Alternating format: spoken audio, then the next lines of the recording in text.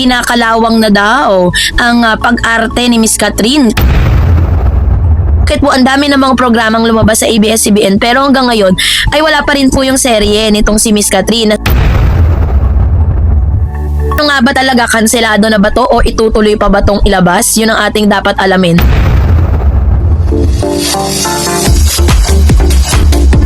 Miss Catherine Bernardo, totoo nga ba ang mga intriga na tila baga sinasabing kinakalawang na daw ang pag-arte ni Miss Catherine? Kaya daw di umano, isa sa pinakamalaking nakikitang dahilan kung bakit hindi pa inilalabas ang kanyang teleserye with Mr. James Reid. Yan ang ating pag-uusapan maya-maya lang. But before that, si Catherine Bernardo sa pinaka-influential at pinakasikat na artista sa kanyang henerasyon. Sa loob na maraming taon ay pinatunayan niya ang kanyang husay sa pag-arte sa telebisyon at pelikula. Mula sa pagiging child star hanggang sa pagiging isa sa mga pangunahing artista sa bansa, ay hindi maikakaila ang kanyang naging ambag sa industriya ng entertainment sa Pilipinas. Sa mga nakalipas na taon, mas nakilala si Catherine sa kanyang matagumpay na mga pelikula at endorsement. So dahil dito, naging kapansin-pansin sa kanyang mga tagahanga ang pagkawala niya sa paggawa ng teleserye. Kaya naman mga lumabas sa balitang muli siyang nagbabalik sa paggawa ng serye sa telebisyon, ay agad itong naging sentro ng usapan sa social media at iba't ibang entertainment news outlet. Kasabay nito, naging laman din ng mga balita ang mga usap-usapan tungkol sa kanyang personal na buhay. Partikular na ang mga isyong inuugnay siya sa isang kilalang alkalde na napapabalita umano sa listahan ng mga pinakamahusay na mayor sa bansa. Ayon po sa mga ulat sa Abante Tonight, inamin umano ni Catherine Bernardo na nangangapa siya. Parang nangangalawang si Catherine sa kanyang pagbabalik sa paggawa ng teleserye matapos ang ilang taong hindi paggawa ng TV series. Natural lamang to para sa isang artista na matagal nang nakapag-focus sa ibang proyekto tulad ng pelikula at mga endorsement. Ayon sa ulat, bagamat nangangapa pa, determinado siyang muling mahasa ang kanyang kakayahan sa telebisyon. So, ang teleserye ay may ibang hamon kumpara sa paggawa ng pelikula. Mas mahaba ang shooting schedule, mas mabilis ang takbo ng produksyon, at mas matindi ang pangangailangan sa emosyonal at pisikal na paghahanda ng mga artista. So, dahil dito, hindi kataka-taka kung bakit inamin ni Catherine na kinakailangan niyang muling mag-adjust sa proseso.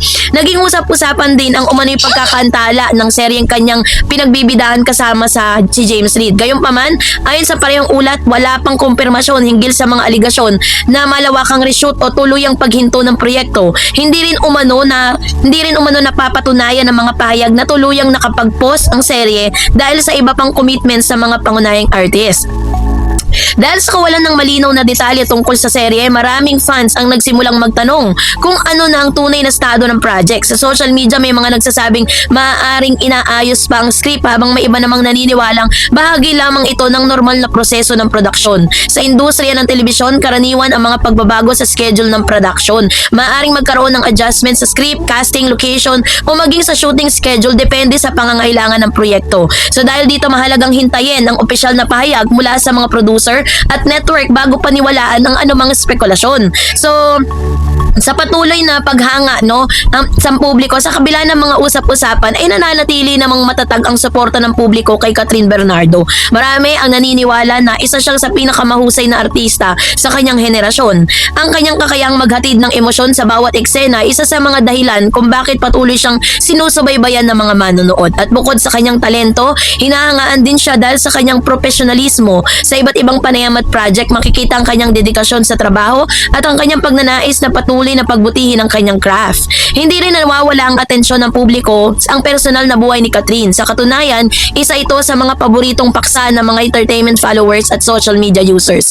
Sa mga nakalipas na buwan ngay, ilang ulat ng social media posts ang nag-uugnay sa kanya sa isang kilalang alkalde. Nagsimula ang mga spekulasyon nang may mga larawang lumabas at mga obserbasyong ibinahagi ng ilang netizen. Gayunpaman, wala pa ring opisyal na kumpirmasyon mula sa kampo ni Catherine hinggil sa tunay na estado ng kanilang relasyon. Mahalagang tandaan na mga ganitong usapin ay nananatiling bahagi lamang ng mga haka-haka hanggat walang malinaw na pahayag mula sa mga taong sangkot.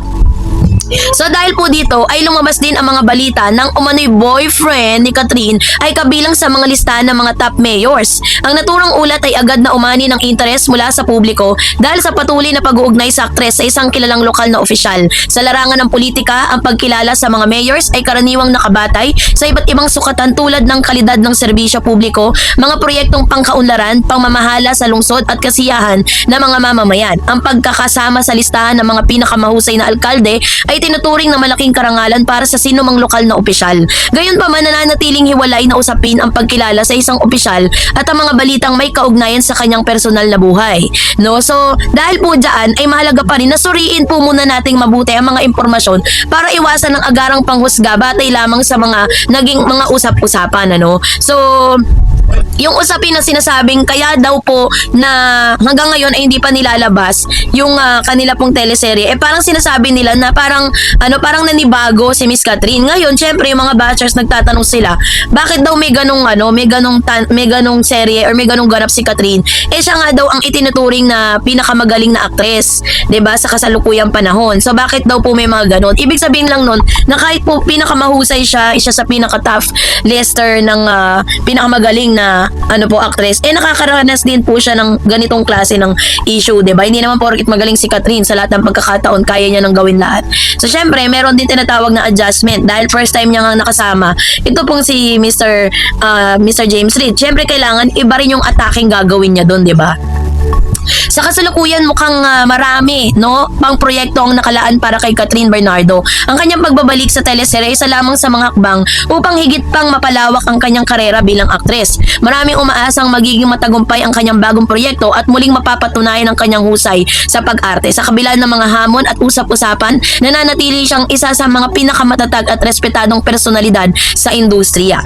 So yung mga balita na ito na may kaugnayan kay Catherine ay patunay na ang kanyang patuloy na impluwensya sa larangan ng entertainment. Ang kanyang pagbabalik sa teleserye inaabangan ng maraming tagahanga habang ang mga usap-usapan tungkol sa kanyang personal na buhay ay patuloy na sinusubaybayan ng publiko. Bagamat may mga spekulasyon tungkol sa kanyang serye at mga taong inuugnay sa kanya, mahalagang pairalin pa rin natin ng pagiging mapanuri at hintayin ang mga opisyal na pahayag bago bumuo ng konklusyon. Sa huli, ang pinakamahalaga ay ang kanyang talento, dedikasyon at ang mga proyektong patuloy niyang inihahatid sa kanyang mga tagahanga. Sa ngayon po ay wala pa pong inilalabas na eksaktong dahilan ang ABS-CBN patungkol po sa issue na to, kasi parang syempre nga naman yung mga fan nagtatanong po sila and very sila curious what happened, bakit po ang dami ng mga programang lumabas sa ABS-CBN pero hanggang ngayon ay wala pa rin po yung serye nitong si Miss Catherine na sinimulan nila nung November 2025 pa 2026 na tayo ngayon, halos kalahating taon na po yung nakakaraan pero hanggang ngayon wala pa rin siya, na bagay na normal lang na magtanong yung kanyang mga fan, diba?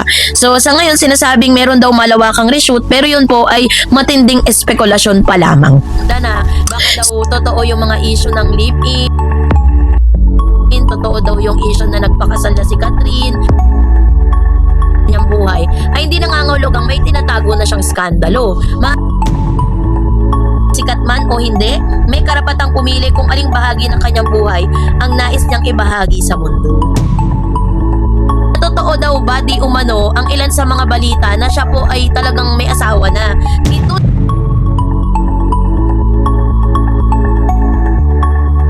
Miss Catherine Bernardo, ano nga bang misteryo sa likod ng mga usap-usapan tungkol sa aktres at sa post nito patungkol sa buhay may asawa? So yun po yung ilan sa mga pinag-uusapan ngayon online. Pagsubaybay sa mga updates po natin, maraming salamat po.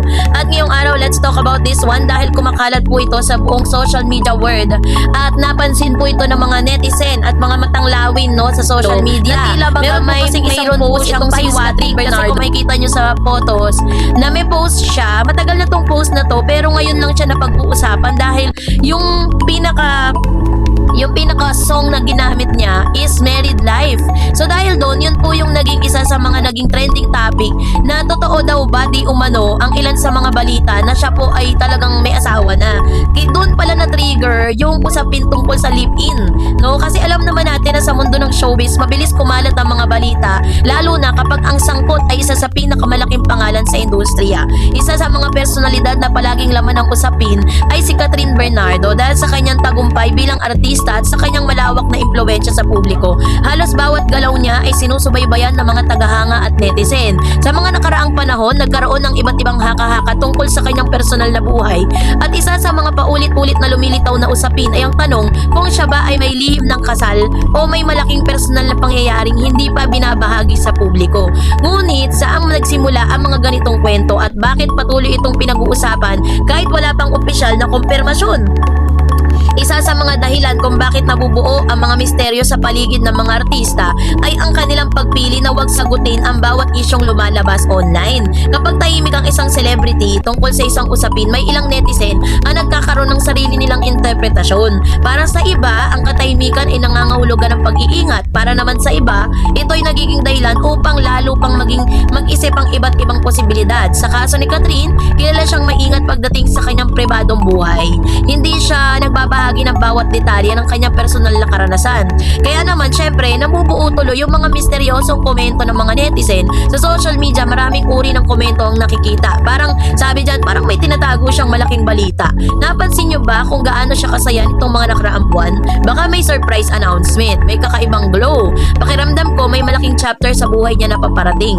Ang mga ganitong komento ay hindi ebidensya ng anumang pangyayari, gayunpaman, nagiging gasolina sila sa mga online na usapan.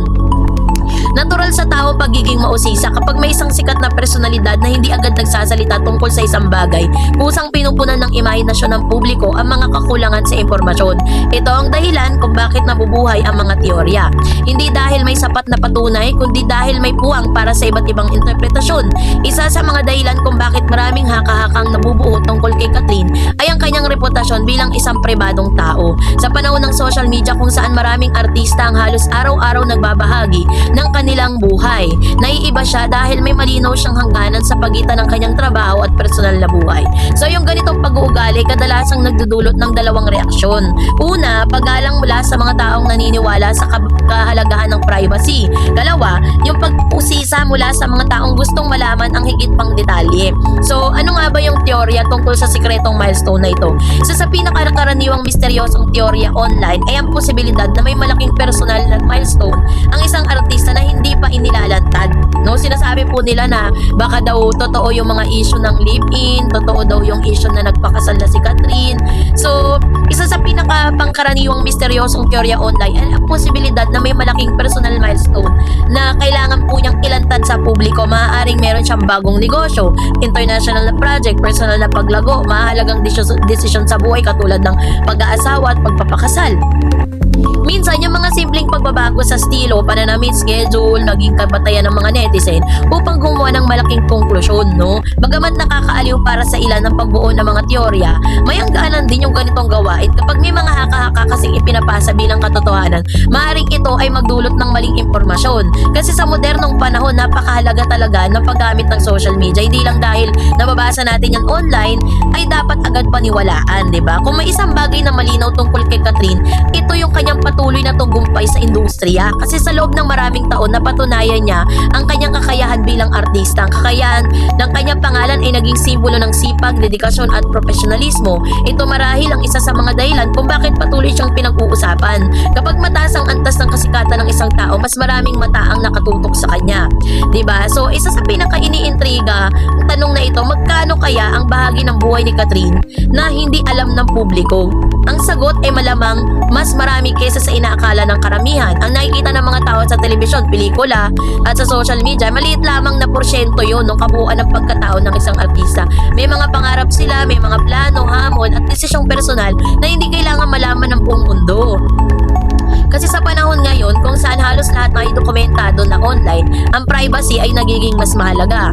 No? Ang pagpili ng isang celebrity na panatiling pribado yung ilang aspeto ng kanyang buhay ay hindi nangangahulugang may tinatago na siyang skandalo. Maaari ito'y simpleng paraan niya upang mapanatili ang balanse sa pagitan ng personal na kaligayahan at pampublikong buhay, di ba? So, kaya ganun, maraming mga fans ang nagkakaroon ng emotional na connection para sa kanilang iniidolo. Dahil dito, nagiging interesado sila hindi lamang sa karera, kundi maging sa personal na buhay ng artista. Ito ay normal hanggang sa isang punto, ngunit mahalaga ring tandaan natin na mga artista ay may karapatan pa rin magkaroon ng pribadong spasyo. May mga celebrity na kusang nagiging misteryoso hindi dahil sadya nila itong ginagawa, kundi dahil gusto nila at pinipili na wag ibahagi ang lahat. Sa maraming pagkakataon, ang kakulangan ng impormasyon ang siyang lumilika ng interes. At kapag may interes, sumusunod ang mga teorya. No? So yung usap-usapan tungkol sa di umano'y kasal o iba pang malalaking personal na pangyayari sa buhay ni Catherine, nananatiling bahagi lamang ng espekulasyon hanggang walang opisyal na kumpirmasyon. Kasi yung tunay na misteryo ay hindi kung anong sinasabi ng netizen, Catherine, kundi kung paano nagagawang mapanatili ng isang artista ang kanyang pribadong buhay sa gitna ng matinding atensyon ng publiko. Sa huli, syempre, mas mahalagang kilalanin si Catherine hindi dahil sa mga haka-haka, kundi dahil sa kanyang talento, sipag at nagawa sa industriya. Ang bawat tao ay sikat man o hindi, may karapatang pumili kung aling bahagi ng kanyang buhay ang nais niyang ibahagi sa mundo. Kaya naman, yung mga teorya na yan ay mananatili pa ring teorya at mananatiling speculative statements mula sa netizen. Ang tangi lang makapagbibigay ng katotohanan dyan, walang iba kundi si Catherine. So, kaya naman na kayo po, anong niyang saloobin patungkol dito, mag-comment kayo sa comment section. And that's it for today. For more videos and updates, please don't forget to like and subscribe, and please don't forget to follow my Facebook page, Dareds TV and Dareds channel. God bless everyone.